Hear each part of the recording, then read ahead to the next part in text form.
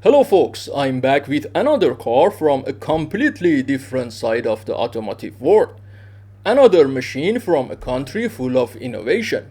Not always good innovation, but sometimes awkward, unexpected, and strangely fascinating. If you enjoy unconventional car stories, make sure to subscribe to this channel. For us Iranians, some cars have always been more than just four wheels and an engine. Honestly, I still haven't fully figured out why. Maybe it's a socio-political phenomenon, and even if it's not, socio-political forces have definitely played a huge role. One of those cars, a machine that has shaped everyday life here for more than 3 decades, is the Kia Pride.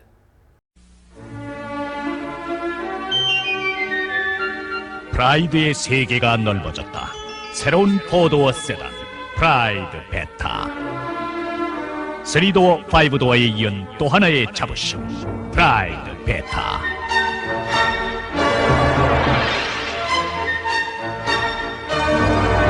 이제 세단형 승용차도 프라이드로 만나십시오. 프라이드 베타, 기아 자동차.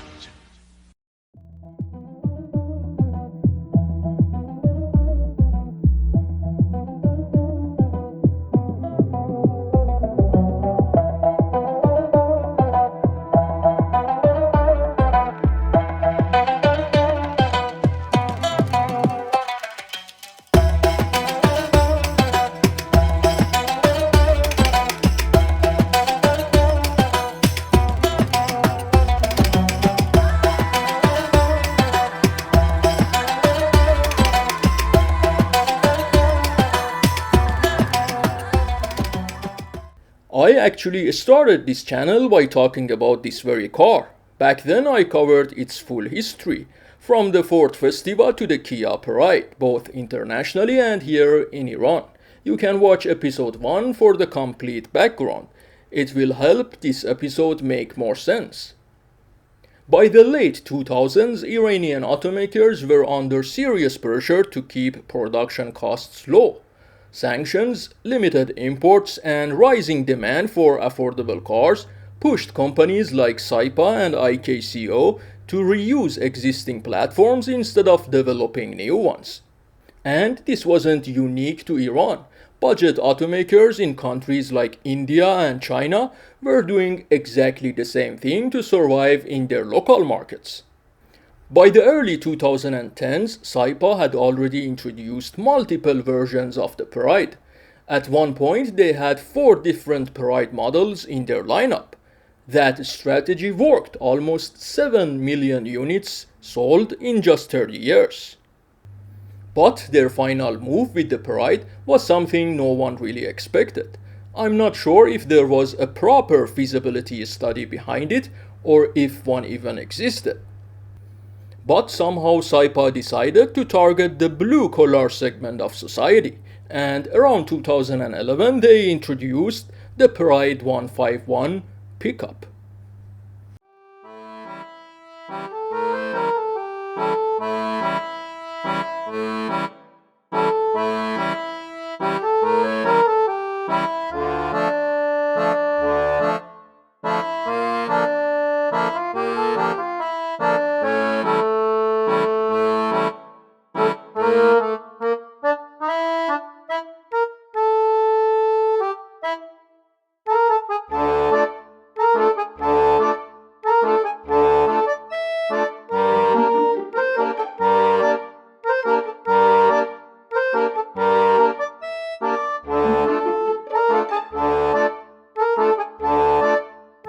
From the front, the car still has that classic Pride face. Simple rectangular headlights, a tiny grille, and a plain bumper. Nothing fancy, just pure function. The design looks dated today, but across Iran it's instantly recognizable. From the side, things start to look different. Rear doors are gone, replaced by a single cab layout and a longer cargo bed.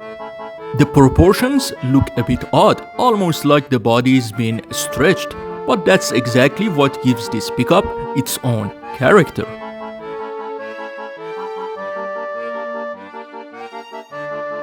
At the back, it's all about practicality. The taillights stand vertically on each corner, separated from the tailgate. The flat cargo door and that thick rear bumper makes it clear this car was built for work, not for beauty. The Pride 151 uses 165/70 tires on 13-inch rims, exactly the same setup as the regular sedan. The maximum load the car can carry is around 460 kilograms, bringing the total allowable weight, including the car, passengers, and cargo, to about 1,510 kilograms. To handle that much weight safely, Saipa engineers made several key structural upgrades, reinforcing the chassis and suspension to ensure the pickup could carry its load without compromising stability. They strengthened the chassis and replaced the rear torsion bar setup with a solid axle suspension, so it could carry heavier loads. They also reinforced the frame under the cargo area and tested it with different weights to make sure it doesn't bend under pressure over time. Up front, the suspension is still the familiar McPherson type, but with a few small tweaks to improve balance and comfort.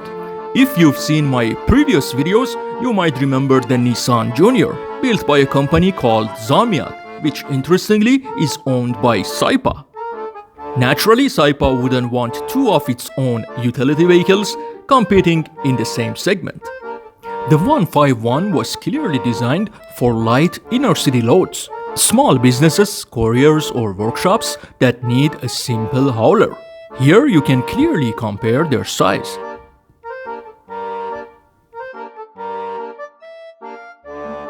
In episode 18, which was about IKCO Rana, we discussed a Tunisian company called Valis that sold Rana for a few years. Their Iranian cars were not limited to Rana. They also offered the hatchback version of the Iranian Pride as well as its pickup variant. It seems they were obsessed with changing the grills and rims of each car. Nowadays, the Chinese brands have captured and completely conquered that company.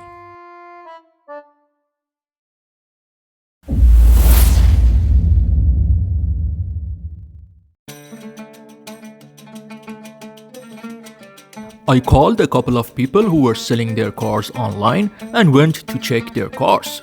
Both cars were almost brand new. The engine of the Pride 151 is the same as the regular Pride, no difference there. It comes with a 1.3-liter engine, an upgraded version of Mazda's old B3 unit. It uses a multi-point fuel injection system which helps reduce fuel consumption. Owners often customize the rear compartment depending on their work. Some use a metal box, some an open bed, others a covered frame. The Saipa 151 is a product of Saipa's X100 platform. Saipa upgraded this platform a few times. Among the main structural changes are a reinforced firewall behind the engine and stronger side pillars and doors. When engineers removed the rear half of the passenger cabin to design the cargo area, they also added protective layers along the sides and rear of the bed. According to Saipa officials, this was the first Iranian-made pickup that could successfully pass both frontal and side crash tests. However, this is just a claim. Since a pickup carrying over 460 kg needs stronger stopping power than a small passenger car, Saipa engineers upgraded the discs, calipers, and brake booster to ensure safer braking. Over the years, Saipa kept updating the model, adding daytime running lights, multimedia screen, rear view camera, parking sensors, leather seats, electric mirror adjustment, and even liner for the cargo bed.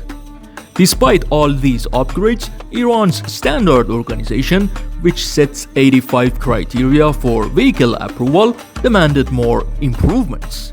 Finally, this year, the latest version called the 151GX hit the roads. The latest updates include a redesigned front bumper and repositioned wipers to meet pedestrian safety standards, a light sensor or auto light system, seatbelt reminder sensors for both occupants, an ESC or stability control system, and finally switching from the cable throttle to electronically controlled throttle. As I expected, sitting behind the wheel isn't very comfortable. Space is tight and there is hardly any room to adjust your sitting distance from the steering wheel. It's even worse on the passenger side, where the spare tire sits directly behind the seat, taking away what little space there is. In the world of utility and commercial vehicles, rear-wheel drive is generally superior for carrying heavy loads. However, 151 is a front-wheel drive. So, how did Saipa engineers deal with that disadvantage? Their solution was to increase the torque delivered to the front wheels. They did this by changing the final gear ratio from 3.778 to 4.375. With that change, the 151 produces noticeably more torque and traction at the wheels, helping it pull heavier loads despite being front-wheel drive.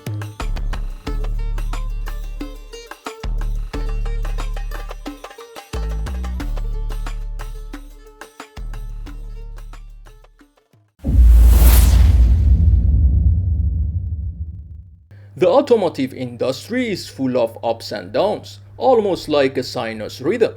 Companies constantly borrow platforms, trade designs, and rebrand the same car to fit different market categories. Kia once even sold a version of the Picanto with extra body cladding and a slightly raised suspension, turning a city car into a pseudo crossover. So yes, car makers do strange things. But that's how this industry survives. In the end, it's always about survival, marketing, and profitability.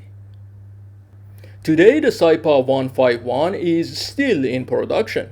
That alone says a lot about how long a simple design can survive in Iran's automotive landscape.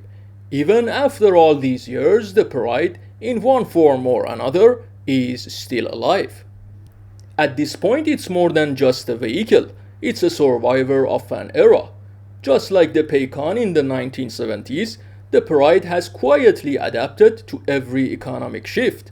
Proof that in Iran, a car doesn't need to be modern to stay alive.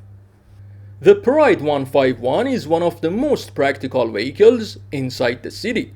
Shop owners, delivery workers, and anyone who needs a cheap, simple, reliable tool. Despite its outdated design, it still sells steadily because there is simply no cheaper alternative in Iran's pickup segment. Today, the price of a Pride 151 sits around $5,000. Alright guys, thanks for staying with me. Please don't forget to click the subscribe button. I'll see you very soon.